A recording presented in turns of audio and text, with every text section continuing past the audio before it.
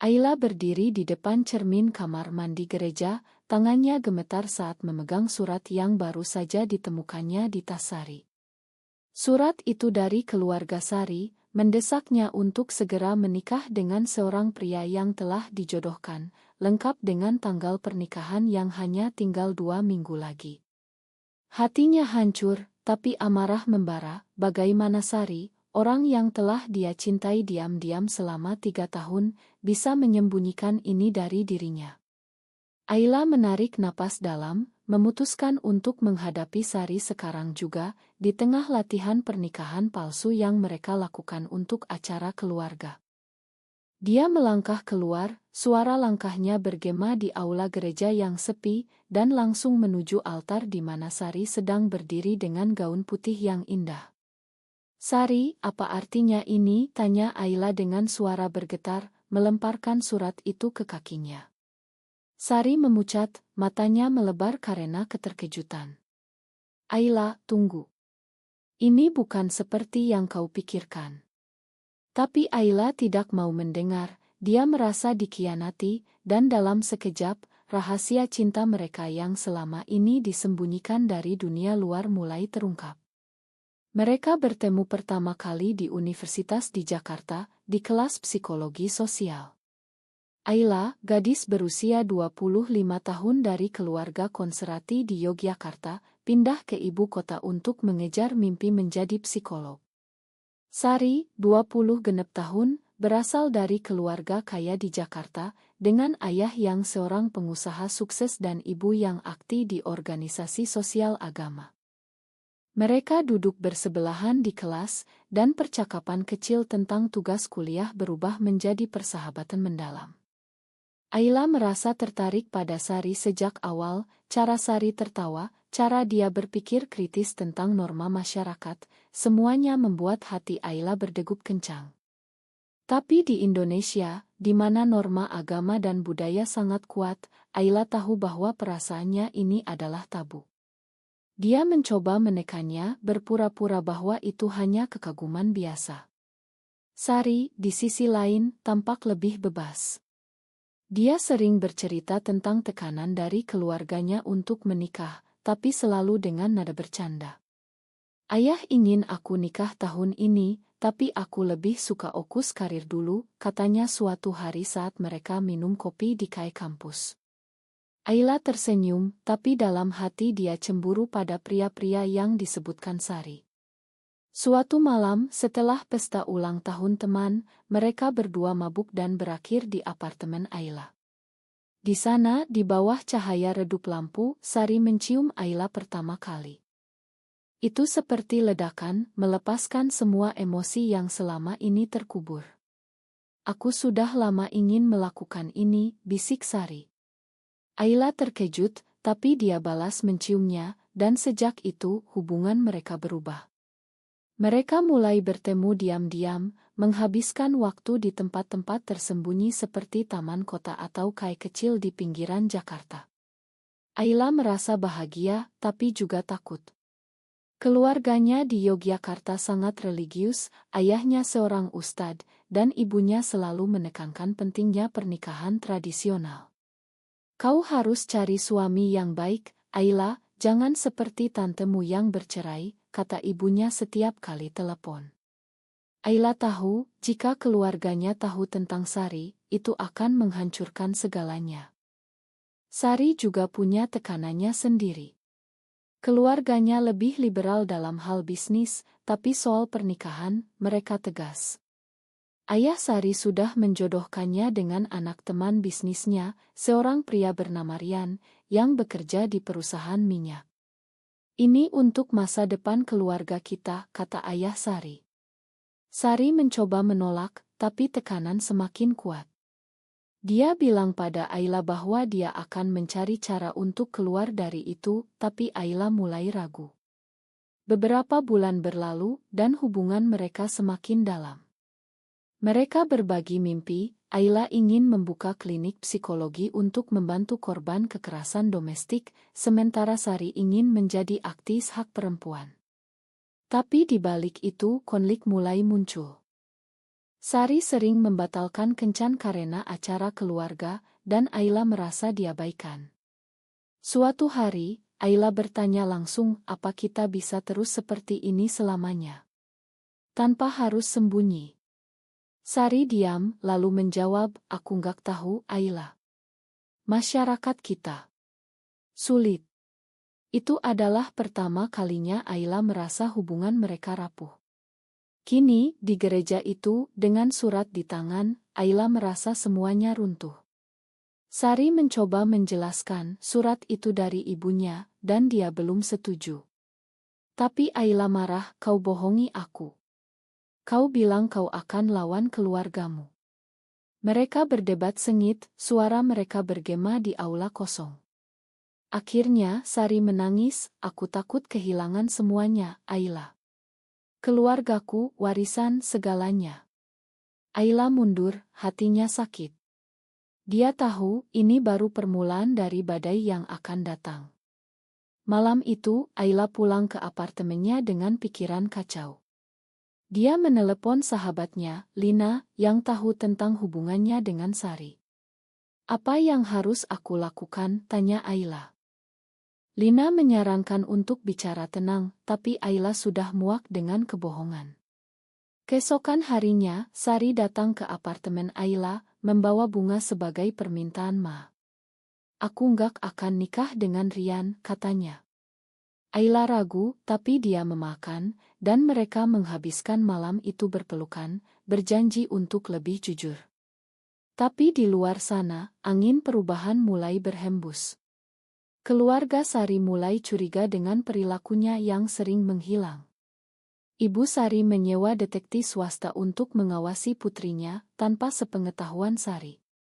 Detektif itu mengikuti Sari ke apartemen Ayla dan mengambil oto mereka berdua. Oto-oto itu segera sampai ke tangan ayah Sari yang marah besar. Ini apa? Kau malu-maluin keluarga, bentaknya pada Sari saat dia pulang. Sari terkejut, tapi dia mencoba membela diri. Ayah, ini bukan seperti yang ayah pikir. Ayla cuma teman. Tapi ayahnya tidak percaya, dan dia memaksa Sari untuk putus hubungan dengan Ayla segera. Sari menangis, tapi dia tahu melawan ayahnya berarti kehilangan dukungan finansial dan keluarga. Di sisi Ayla, keluarganya juga mulai menekan. Ayah Ayla menelepon, mengatakan ada calon suami yang baik dari Yogyakarta. Kau sudah 25, Ayla. Waktunya nikah, katanya. Ayla menolak halus, tapi ayahnya marah. Jangan jadi anak durhaka. Itu membuat Ayla semakin tertekan. Hubungan mereka mulai retak. Sari mulai menjauh, sering membatalkan janji dengan alasan keluarga. Ayla merasa sendirian, dan dia mulai mempertanyakan apakah cinta ini layak diperjuangkan. Suatu hari, di kai aurit mereka, Ayla bertanya, apa kita harus berhenti? Sari diam, air mata mengalir. Aku nggak bisa, Ayla. Aku cinta kamu, tapi keluargaku. Itu adalah pukulan bagi Ayla. Dia merasa dikhianati lagi. Malam itu, Ayla memutuskan untuk pulang ke Yogyakarta, meninggalkan Jakarta untuk sementara. Tapi sebelum pergi, dia meninggalkan pesan untuk Sari, pilihannya ada di tanganmu. Aku nggak bisa terus sembunyi. Sari membaca pesan itu dengan hati hancur. Dia tahu keputusan selanjutnya akan mengubah hidupnya selamanya. Di Yogyakarta, Ayla bertemu keluarganya. Ayahnya menyambut dengan senang, tapi segera membahas pernikahan. Ada anak teman ayah, namanya Budi. Dia baik, pekerja keras, kata ayah. Ayla menggeleng, ayah, aku belum siap. Tapi ayahnya tegas, ini untuk kebaikanmu. Ayla merasa terjebak, seperti Sari. Dia mulai memikirkan apakah dia harus menyerah pada norma masyarakat. Sementara itu, Sari di Jakarta berjuang dengan dirinya sendiri. Dia bertemu Rian untuk pertama kali, dan pria itu tampak baik, tapi hatinya tak berdegup. Aku nggak bisa bohongi diriku, gumamnya. Akhirnya, Sari memutuskan untuk bicara pada ibunya. Bu, aku suka perempuan, katanya dengan gemetar. Ibunya terkejut, apa kau gila? Itu dosa. Debat sengit terjadi, dan Ibu Sari mengancam untuk mengusirnya. Sari menangis, tapi dia merasa bebas untuk pertama kalinya. Keesokan harinya, Sari menelepon Ayla. Aku sudah bilang pada ibu. Aku pilih kamu. Ayla terharu, tapi juga takut. Apa yang akan terjadi sekarang, tanya Ayla. Sari menjawab, kita hadapi bersama. Tapi itu baru awal dari konflik yang lebih besar. Keluarga Sari mulai menyebarkan rumor, dan teman-teman mereka mulai menjauh. Masyarakat Indonesia yang konservatif mulai menilai mereka. Ayla dan Sari harus memilih bertahan atau menyerah. Kembali ke Jakarta, Ayla dan Sari bertemu di taman kota yang sepi, jauh dari mata orang. Sari tampak lelah, matanya bengkak karena menangis semalaman. Ibuku nggak mau bicara lagi denganku, katanya pelan. Ayla memeluknya, kita bisa lewati ini. Tapi dalam hati, Ayla ragu. Berita tentang Sari menyebar cepat di kalangan keluarga besar. Pamannya menelepon ayah Sari, menyarankan untuk mengirim Sari ke luar negeri agar sembuh. Ayah Sari setuju, dan dia mulai mengatur tiket ke Singapura. Sari tahu rencana itu dari adiknya, dan dia panik. Mereka mau pisahin kita, kata Sari pada Ayla. Ayla marah, kita nggak bisa biarin itu terjadi. Mereka memutuskan untuk kabur sementara, menyewa kamar hotel kecil di pinggiran Jakarta. Di sana mereka berbicara panjang lebar tentang masa depan. Apa kita bisa hidup seperti ini? Sembunyi terus, tanya Ayla. Sari menggeleng, kita harus lawan. Mungkin cari dukungan dari komunitas LGB. Ayla ragu karena di Indonesia, komunitas seperti itu masih underground dan berisiko. Tapi Sari meyakinkannya. Mereka mulai mencari informasi online, bergabung dengan grup rahasia di media sosial. Di sana, mereka bertemu orang-orang dengan cerita serupa, perjuangan melawan keluarga, masyarakat, dan bahkan hukum. Salah satu anggota grup, seorang wanita bernama Maya, mengajak mereka bertemu. Maya, 30 tahun, adalah aktis yang pernah mengalami hal sama. Kalian gak sendirian, kata Maya saat mereka bertemu di kait tersembunyi. Maya bercerita tentang pengalamannya, dulu dia dipaksa menikah, tapi akhirnya bercerai dan hidup terbuka sebagai lesbian. Tapi harganya mahal, aku kehilangan anakku, tambahnya dengan sedih. Itu membuat Ayla dan Sari berpikir ulang. Apakah mereka siap bayar harga itu? Kembali ke rumah, Sari menghadapi ayahnya. Ayah, aku nggak mau ke Singapura. Aku mau hidup sesuai hatiku, katanya tegas. Ayahnya marah, kau bikin malu keluarga. Kalau kau pilih jalan itu, jangan harap dapat warisan. Sari terluka, tapi dia pergi tanpa menoleh. Dia pindah ke apartemen Ayla, dan mereka mulai hidup bersama. Tapi tekanan tidak berhenti. Teman-teman kuliah mulai bergosip, dan Ayla kehilangan pekerjaan paruh waktunya karena rumor. Mereka bilang aku pengaruh buruk, kata Ayla pada Sari. Sari merasa bersalah, ini salahku. Konflik internal Sari semakin dalam. Dia mulai mempertanyakan apakah pilihannya benar. Malam-malam dia terbangun, memikirkan ibunya yang sakit hati. Apa aku egois, gumamnya. Ayla mencoba menghibur, tapi dia sendiri juga bergumul. Keluarganya di Yogyakarta mulai curiga. Ibu Ayla menelepon setiap hari, kenapa kau nggak pulang? Ada apa di Jakarta? Ayla berbohong, tapi ibunya tidak puas. Akhirnya, ayah Ayla datang ke Jakarta tanpa pemberitahuan. Dia tiba di apartemen Ayla pagi-pagi dan melihat Sari di sana. Siapa ini? Tanya ayah dengan curiga. Ayla panik, teman sekamar, ya. Tapi ayahnya melihat foto mereka berdua di meja, dan dia marah besar. Ini apa? Kau seperti itu, bentaknya. Ayla menangis, yah, aku cinta dia. Ayahnya mundur, wajahnya pucat. Kau bukan anakku lagi, katanya sebelum pergi. Ayla hancur, tapi Sari memeluknya. Kita punya satu sama lain. Tapi itu tidak cukup. Ayla mulai depresi, sering menangis sendirian. Sari mencoba kuat, tapi dia juga retak. Suatu hari, Sari mendapat tawaran dari ayahnya, jika dia putus dengan Ayla dan nikah dengan Rian, semuanya akan kembali normal. Sari tergoda karena dia lelah dengan perjuangan ini.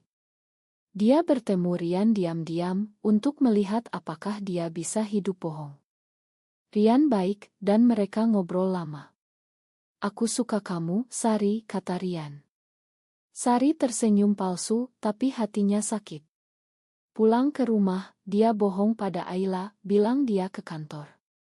Ayla curiga, tapi diam. Keesokan harinya, Ayla mengikuti Sari dan melihat pertemuannya dengan Rian. Hatinya hancur. Kau khianati aku lagi, jerit Ayla saat Sari pulang. Sari menangis, aku cuma mikir. Mungkin ini jalan keluar. Mereka berdebat hebat, saling tuding. Ayla bilang kalau kau pilih dia, kita selesai. Sari pergi, meninggalkan Ayla sendirian. Sari menginap di hotel, memikirkan semuanya. Dia ingat momen bahagia dengan Ayla, piknik di pantai, diskusi malam hari, ciuman pertama. Tapi juga ingat wajah ayahnya yang kecewa. Apa yang benar, gumamnya. Akhirnya Sari memutuskan untuk kembali ke Ayla. Makan aku, katanya saat tiba di apartemen. Ayla memakan, tapi kepercayaan retak. Mereka mencoba membangun lagi, tapi bayang-bayang pengkhianatan tetap ada. Di luar, masyarakat mulai bereaksi. Sebuah artikel online muncul tentang skandal di keluarga Sari, meski nama disembunyikan. Teman-teman menjauh, dan mereka mendapat ancaman anonim. Kalian dosa, kembali ke jalan benar, bunyi pesan itu. Ayla takut, mungkin kita harus pindah kota. Sari setuju, tapi itu berarti meninggalkan karir mereka. Mereka mulai merencanakan pindah ke Bali, di mana komunitas lebih terbuka. Tapi sebelum itu keluarga Ayla datang lagi. Ibu Ayla tiba dengan air mata, kembalilah, Ayla. Kami makanmu. Ayla tergoda, tapi dia lihat Sari, dan bilang, tidak, Bu. Ini hidupku. Ibu pergi dengan sedih. Konflik mencapai puncak saat ayah Sari mengadakan pertemuan keluarga besar. Dia undang Sari, dan di sana, dia umumkan pernikahan Sari dengan Rian. Sari datang, tapi dengan Ayla. Ayah, aku nggak akan nikah dengan Rian. Aku pilih Ayla, katanya di depan semua. Ruangan gempar, tudingan beterbangan. Ayah Sari marah, keluar dari sini. Sari dan Ayla pergi, tapi mereka merasa menang. Tapi harga yang dibayar tinggi, Sari kehilangan keluarga, Ayla kehilangan dukungan orang tua. Mereka pindah ke Bali, mulai hidup baru. Di sana mereka bergabung dengan komunitas LGBT, dan mulai membantu orang lain. Ayla membuka konseling online, Sari menjadi aktivis. Tapi luka lama tetap ada. Suatu hari, Sari mendapat surat dari ibunya, aku rindu kamu. Sari menangis, dan memutuskan untuk hubungi kembali. Mungkin ada harapan, katanya pada Ayla. Ayla setuju, tapi hati-hati. Mereka mulai membangun jembatan dengan keluarga, meski lambat. Tapi di tengah itu, Rian muncul lagi. Dia datang ke Bali, bilang dia masih suka Sari. Aku bisa terima kamu apa adanya, katanya, tapi Sari tahu itu bohong. Tidak, Rian. Aku sudah pilih. Rian pergi, tapi dia tinggalkan benih keraguan. Ayla lihat Sari ragu, dan mereka berdebat lagi. Apa kau masih mikir dia? Tanya Ayla. Sari jawab, tidak, tapi aku takut kita nggak bahagia. Itu membuat mereka renungkan hubungan mereka. Akhirnya, mereka putuskan untuk terapi bersama, dengan bantuan Maya.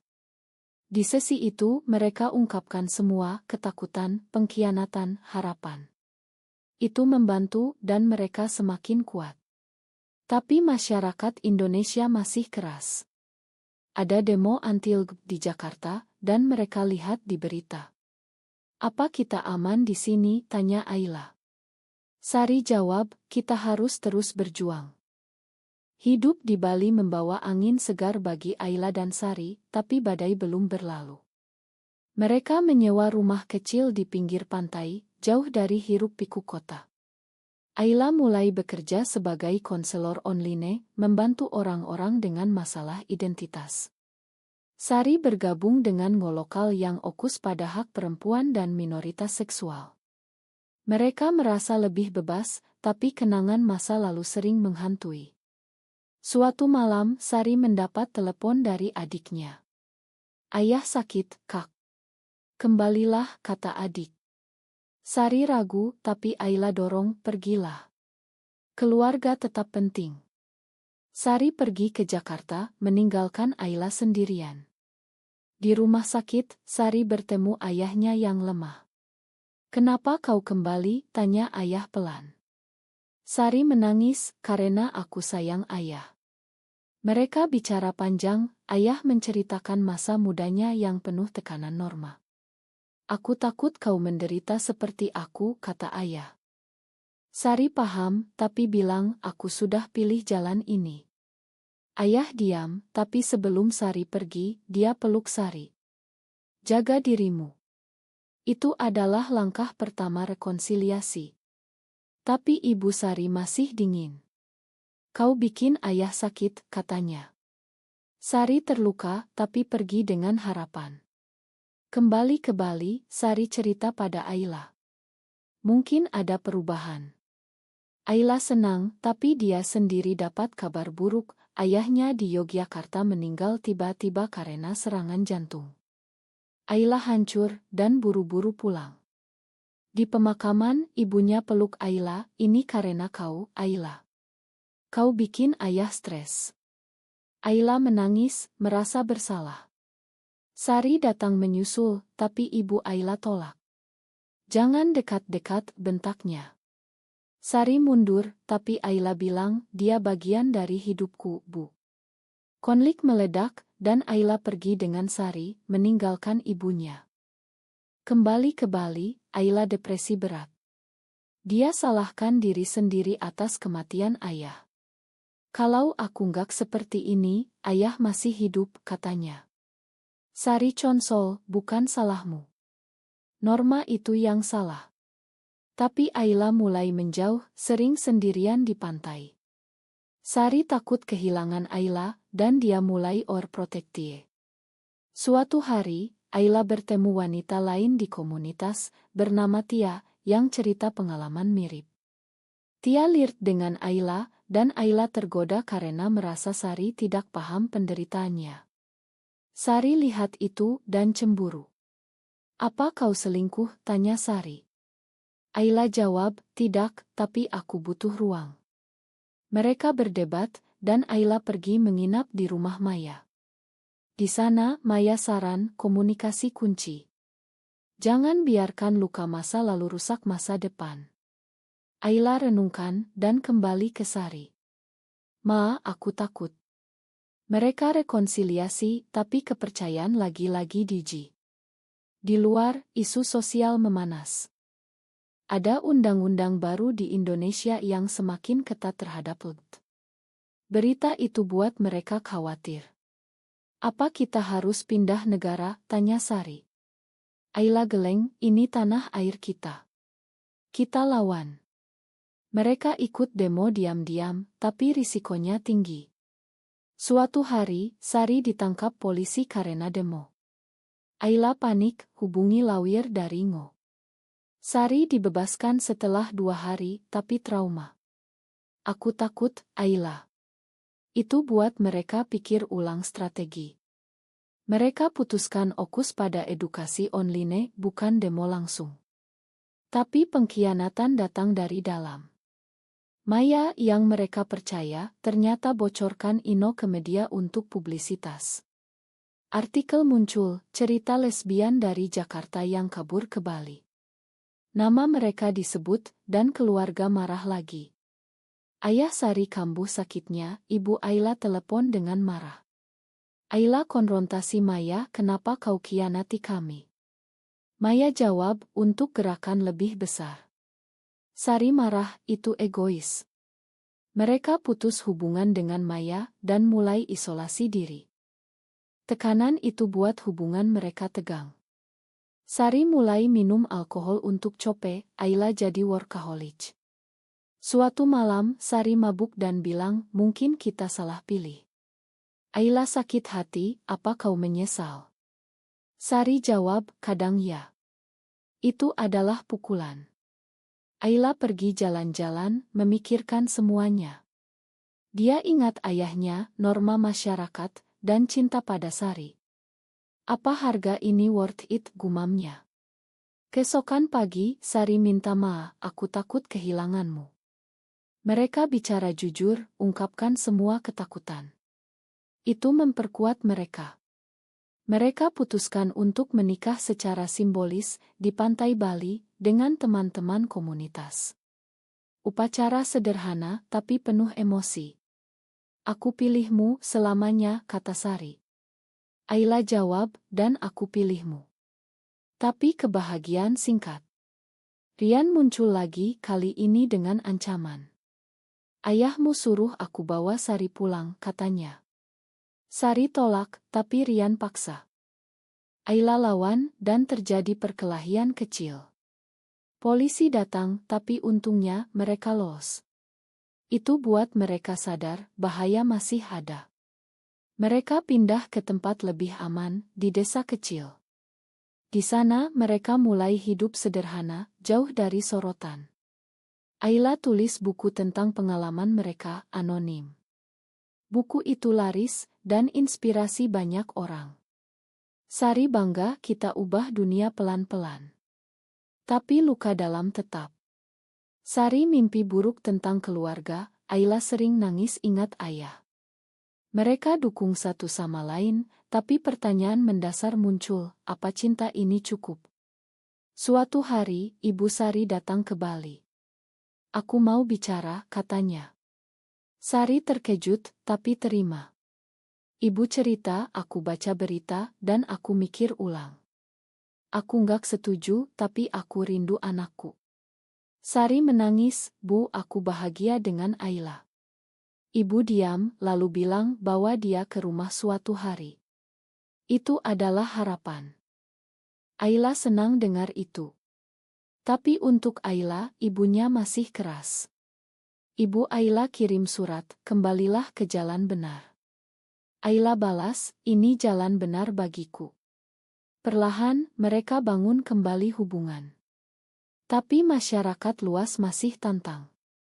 Ada kampanye anti-LGBT, dan mereka dapat HT online. Sari hampir menyerah, mungkin kita pisah untuk aman. Ayla jawab, tidak, kita bersama. Itu memperkuat tekad mereka. Tahun berlalu, Ayla dan Sari semakin mapan di Bali. Ayla sekarang punya klinik kecil, membantu banyak orang. Sari jadi pemimpin advokasi hak LGBT. Mereka dihormati di komunitas, tapi di luar, masih ada penolakan. Suatu hari, Sari diundang bicara di konferensi di Jakarta. Ini kesempatan, katanya. Ayla khawatir, hati-hati. Sari pergi, dan di sana, dia bertemu Rian lagi. Rian sekarang menikah, tapi bilang, aku masih mikir kamu. Sari tolak, aku bahagia. Tapi Rian bocorkan bahwa ayah Sari sakit parah. Sari buru-buru ke rumah sakit. Di sana, ayah minta maaf. Aku salah paksa kamu, katanya lemah. Sari menangis, "Ayah, aku makan." Ayah meninggal tak lama setelah itu dan Sari hancur. Dia kembali ke Bali dengan warisan, tapi juga beban emosional. "Ayah pergi karena aku," katanya. Ayla consol, "Tidak, dia pergi dengan damai." Pemakaman jadi momen rekonsiliasi dengan keluarga. Ibu Sari peluk Ayla, "Terima kasih jaga Sari." Itu langkah besar. Tapi untuk Ayla, ibunya masih jauh. Ayla putuskan kunjungi Yogyakarta. Di sana ibu sambut dingin. "Kenapa kau datang?" Ayla jawab, "Karena aku rindu Bu." Mereka bicara, Ayla cerita perjuangannya. Ibu dengar, lalu bilang, "Aku nggak paham, tapi aku sayang kamu." Itu cukup untuk Ayla. Kembali ke Bali, mereka semakin kuat.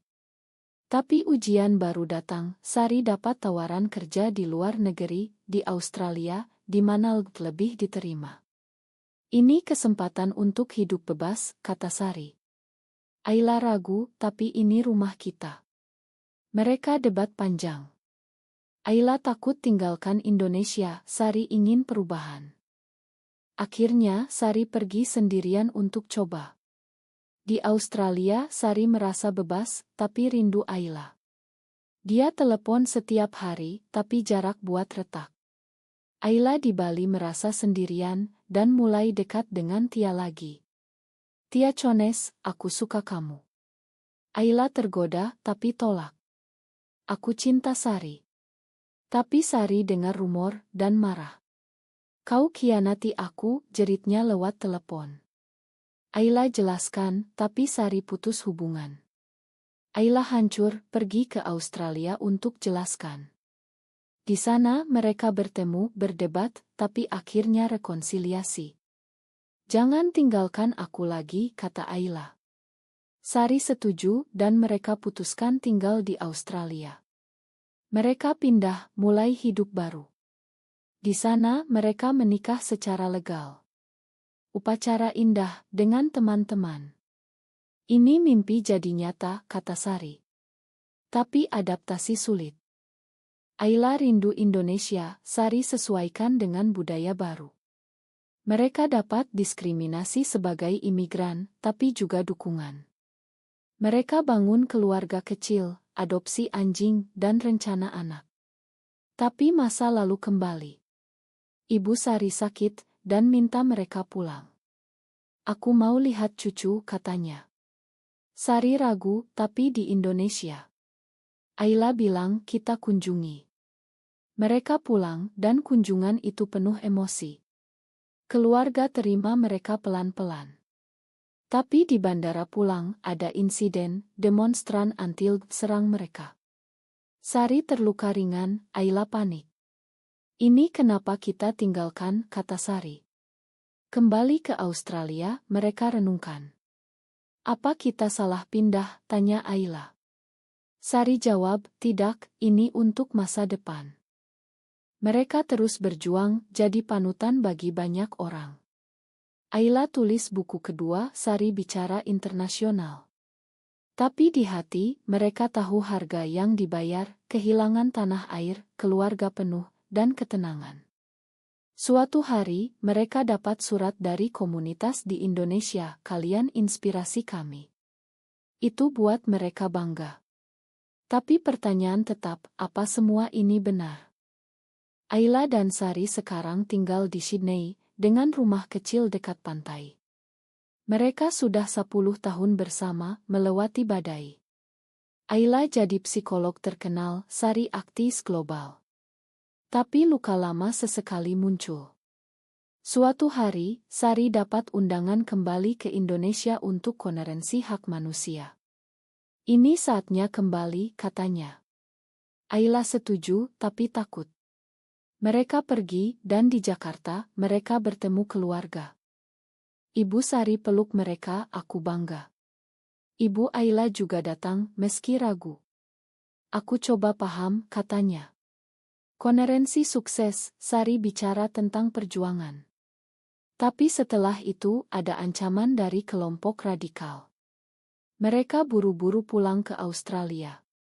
Indonesia berubah lambat, kata Sari. Mereka putuskan untuk dukung dari jauh, kirim dana ke Ngo. Hidup mereka stabil, tapi Sari mulai sakit. Diagnosis, stres kronis. Ayla rawat Sari, ini harga perjuangan. Sari sembuh, tapi itu ingatkan mereka pada kerapuhan. Mereka adopsi anak, seorang gadis dari Indonesia. Ini keluarga kita, kata Ayla. Anak itu bawa kebahagiaan, tapi juga tantangan. Saat anak besar, mereka cerita tentang masa lalu. Kenapa kita tinggal di sini, tanya anak. Sari jawab, untuk bebas. Tapi anak ingin tahu akar, dan mereka kunjungi Indonesia lagi. Di sana perubahan terlihat, lebih banyak dukungan untuk LUT. Mereka bertemu generasi muda yang berjuang. Kalian pionir, kata mereka. Ayla dan Sari merasa puas. Tapi di akhir, Sari bilang, apa semua pengorbanan ini benar? Ayla jawab, ya, karena kita bahagia. Cerita mereka berakhir dengan refleksi, dalam masyarakat yang penuh cinta seperti milik mereka memerlukan pengorbanan besar. Apakah benar bahwa cinta sejati selalu menuntut pengkhianatan terhadap norma keluarga untuk mencapai kebahagiaan pribadi? Apakah benar bahwa cinta sejati selalu menuntut pengkhianatan terhadap norma keluarga untuk mencapai kebahagiaan pribadi?